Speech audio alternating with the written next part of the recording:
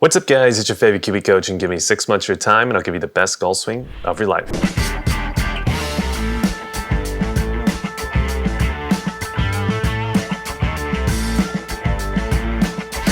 So welcome back to the channel. In this particular video, we're reacting to another Be Better Golf video. He's on the road, traveling all the way to Superstition Mountain in Arizona. Linking up with Mike Balaska, they're talking about over the top. This is a common question that all of Mike Balaska's clients have, and Mike Balaska has a great way potentially to be able to fix that. So if you're currently swinging over the top, swinging too far left, hitting big slices, this is the perfect video for you. And let's go ahead and jump in. But before we get into the video, I want to give a quick shout out to our sponsor, and that is Kiwi Golf Japan. If you did not know, YouTube does not pay the bills. So if you want to help support this channel, after the video is over, there'll be a link down below. Go ahead and click on that link. It'll lead you to the Kiwi Platinum membership site. If you guys sign up, you'll get access to this video as well as many other videos and help support this YouTube channel. So let's go ahead and jump into Mike Balaska over the top. You remember this guy. Here we are. Balaska, good to see you. Good to see you, pal. We just got together again. It was Mike 11 months ago I saw you here. Right. So almost a year.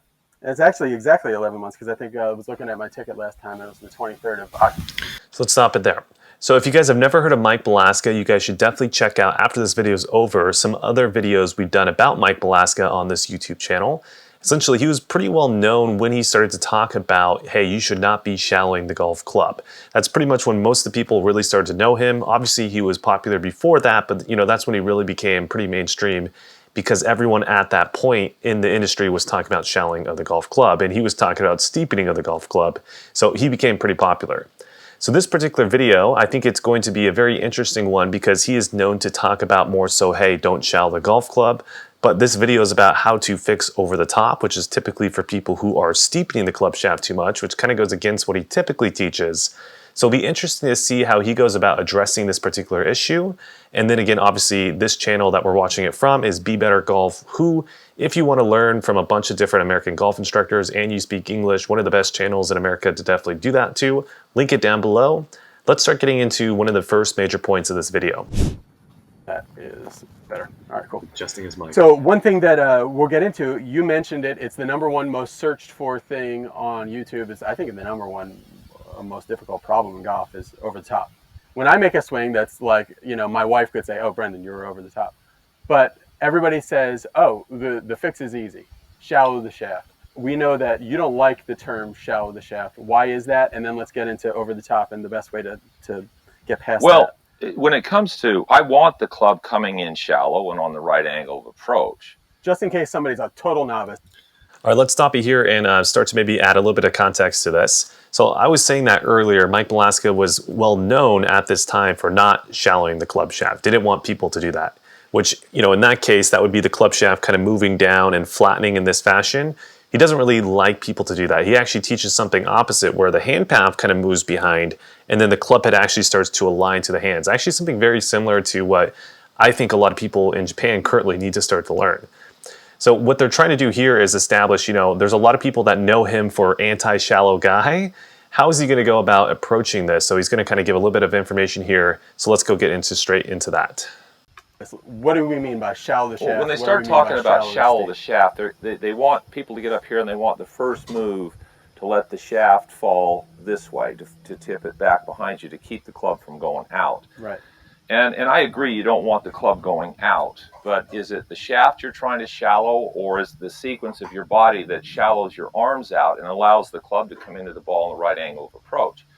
I mean, you can make the club come into the ball many different ways. I can get twisty and have the club really behind me and I can turn it in. It can come into the ball the right way.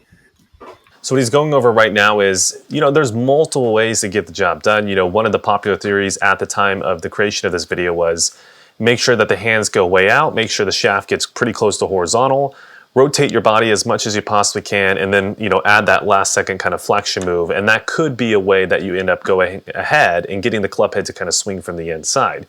Then from here, he's going to go more so into maybe his preferred model. So let's listen to him say that, and then we'll continue. I can get my arms coming in shallower and the club working over my hands into the ball. And we've got the same numbers on TrackMan. Yeah, and this is a really interesting point that I always like to bring up in lessons. You know, TrackMan tells us the numbers that are going to be good numbers for you to try to strive for, so everyone's kind of on the same page there. It's more so the battle of how do we actually get there, and you know, which one is more consistent. And I think when it comes down to actually answering that question, this is going to be very difficult to do, because typically when we're doing tests like that, we're testing on the human variables. So not only would you have to get someone to first off do, let's say, maybe Mike Blaska's swing and then test it out and see how successful they are. Then from there, you'd have to get that same person to do the opposite swing and then test them and then see how good they are, right? So it's very difficult to actually even do that because most people can't even change their swing once, let alone twice. And then from there, would they want to be able to do that? And then, you know, how many people would it take to actually get an accurate result? And then how long would that take? It's really difficult to tell, right? So that's kind of what he's going over at that particular point. But I'm kind of under the same camp as well. I personally have the opinion based off my lessons and what I've been teaching that people who more so try to get the hand to go a little bit more lower or kind of get the hand playing a little bit more above on the backswing and then kind of below and then have the club head pitch out typically tend to be the better ball strikers. But again, that's my personal opinion as well as Mike Blaska's. But let's continue. So which is the most effective? You can do both. But I found over my career of teaching and of playing, what I'm doing seems to be more beneficial to me, to the good players I'm working with, to be consistent and the least amount of stress on their bodies, but they can still hit it just as far. You're not losing speed, you're creating it a different way. So let's stop it there. So now, in terms of addressing the overall problem of the video, which is going to be the over the top, we've kind of gone over the first point, which is I think everyone agrees that one of the things you should change is you should get the club head coming more from the inside or a little bit more below the plane as opposed to on top of the plane. Now, at this point, we kind of discussed two different ways that you could potentially do that. That's kind of what they're doing right now. And then from there, Mike Blaska is going to go into the next point that he thinks is more so the major point you should be fixing first when it comes to trying to fix the over the top. So let's skip ahead to that point. Okay, so let's talk about over the top. I know that when I've tried to shallow the shaft before, all it does is the shaft does get shallower, but my hands get steeper. Further out. They get like this. Every time I try to do this, they go out this way. And I've developed a nice, meaning horrible, little move in my swing where this happens a little bit. And gosh, I hate it. So where is the most common cause and also the most common cure for an over-the-top or out-of-sequence kind of swing? Well, first, I've spent 40 years doing this and probably 25 or 30 years in corporate America teaching most people that are playing the game and high-level players. But the average person, the first thing that causes over the top is they tend to slice the ball. So they lose it to the right. Can you hit one? So the average person, they get here and they twist their shoulders and they go like this and the ball goes out to the right and slices. And very weak. So what he's trying to say here is, you know, this is going to be one of the primary causes of people starting to go over the top. And I don't think he explained it well at the beginning at this point, but later on I think he explains it a little bit more in detail. But really what he's trying to say there is most people who start out playing struggle with what's called face control, or the face angle tends to be too open as it approaches impact. Then because of that, maybe initially their path is not so far left or they're not so far over the top, but they start hitting a lot of push slices and they're like, you know, I don't like that. That's not what I want to do. And then what happens is most people subconsciously or consciously tend to start to swing more and more left because for whatever reason they feel like that's going to be the way to get the club or the face angle to point a little bit more left. And then from there, the over the top is pretty much born and bred at that point, and now you're in a really nasty model swing and you're going to really struggle, right? So what he's trying to say is the first place to start in terms of fixing it, the actual cause is going to be the face angle. So let's get to that point where he really says that more clearly, and then from there we can move on. The top, how do you fix that? Well, after doing golf schools and working with people, thousands and thousands of people, I've tried it every different way. Yeah. The first thing, in my opinion, you have to fix is you have to fix their ability to square the face. Most of the time, their grip is off. So when they come into the ball, the face is open, they slice it, and then they try to make their right side and their body tries to catch the face up. So let's stop it there. So one of the first points of concern could be the grip potentially if you want to end up fixing the face angle. So when he talks about the grip is off, let me go over some more key points when it comes to that. So the first place where most people get the grip off is just the placement of the grip in the hand. So they place it more so in the palms as opposed to towards the bottom of the fingers. So if you place a little bit more towards the palms, even if the placement of the grip is on the stronger side, you typically just lack control over the club. You can't apply a lot of force into the club, so it's difficult to control the rotation, so it makes it easier for people to have face angle issues, right? So that could be a major thing to check. Where are you placing the grip in the hand? The other one is kind of the placement position of the hands, right? So we all know if we place the hands on the grip much more to the side like I'm currently doing, that'd be more so of a strong grip. If you place it a little bit more off to the other side, that'd be much more of a weaker grip. So typically when people first start out, they actually tend to be more towards the weaker side, and that could be another major reason on why you're struggling with the face angle. So he says one of the things he's trying to do is get them a little bit more on the stronger side of grip, not necessarily a massively strong grip, but a little bit more on the stronger side. And then from there, he's going to also talk about the second point they should be focusing on for the face angle.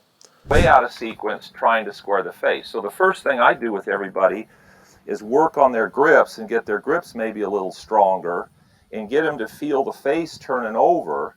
So all of a sudden now they get their grips better, and they get the face working a little better, and they come over it, and where does the ball go? All right, so let's break that down. So when he's talking about getting the face to turn over, really specifically focus in on kind of the toe and then where it's kind of pointing as he approaches the impact. So he wants to strengthen the grip slightly as well, get them to learn how to, we call it supination or rotate the forearm, which ultimately gets the toe to kind of close. He wants them to do those 2 points to initially start because that's going to get the face angle, if anything, really, really on the close side. And then what he was demonstrating here is, even though you close the face angle, that doesn't necessarily immediately cure the path. Typically, the person will still swing over the top, but then this time what will happen is they're actually going to start to pull hook the ball way off to the left because, yes, the path is still left, but the face angle is more left than it was before. So now they can see that the ball is not going to slice off to the right, and that's kind of the start to break down the subconscious wanting to, swing over the top.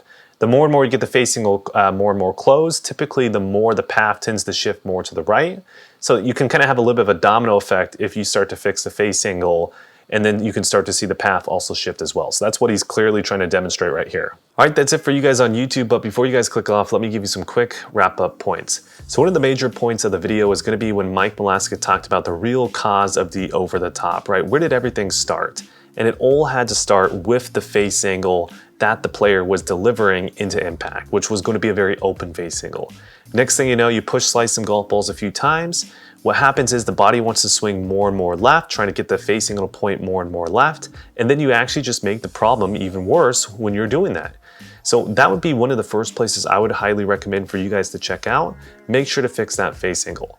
Now, if you guys want to watch this whole video, because there's a lot more that was not on YouTube that I think would be very valuable information, definitely make sure to check out the link down below to our Kiwi Platinum membership site. Not only can you get access to this video, but plenty of other videos on the membership site, and it does really help support this YouTube channel. So definitely go make sure to check that out. Like, comment, subscribe, share, all that good stuff, and I'll see you guys in the next video.